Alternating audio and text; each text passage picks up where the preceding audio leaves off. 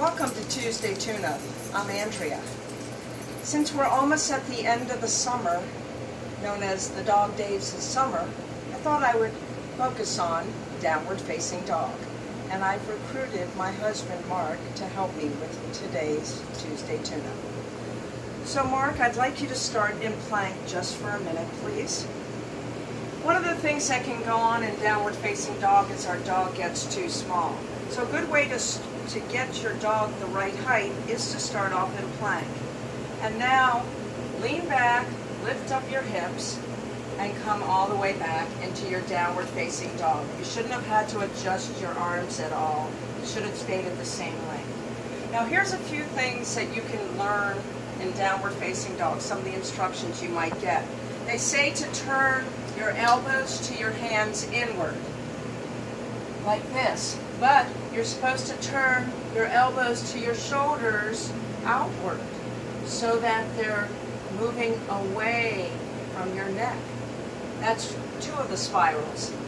The back should be lengthened, but in Mark's case, because he has a pretty large lumbar curve, I actually am going to get him to hold his pelvis in a little bit more and his stomach in, so that he's not feeling this too much in his lumbar spine. You can keep his legs bent. Most of us can't keep our legs straight in a downward facing dog because we're restricted by our hamstrings. So don't worry so much about getting your heels on the ground. Feel like you're reaching your heels back. And then here's the other spiral. You're spiraling your legs in, your thighs in. Go ahead and come down into child's pose to rest. So when you're doing a downward facing dog, you're thinking about a couple of different spirals. Arms in from elbows to wrists. Spiraling out from elbows to shoulders. Spiraling in your thighs. I'm going to try that again.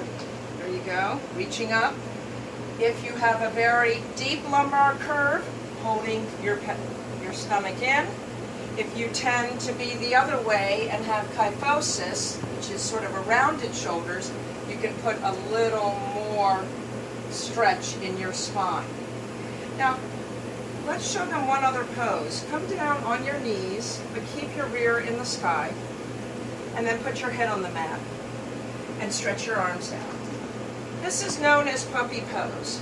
In puppy pose, you are still getting the stretch through the spine, but if you have injuries in your shoulders, elbows, or wrists, this is a safer version of downward facing dog. Continue to hold this up. And you're not working your hamstrings at all. There are a lot of other ways you can work your hamstrings on your back that are safer. Thank you so much for following us on Tuesday Tune-Up. I'm Andrea. Namaste.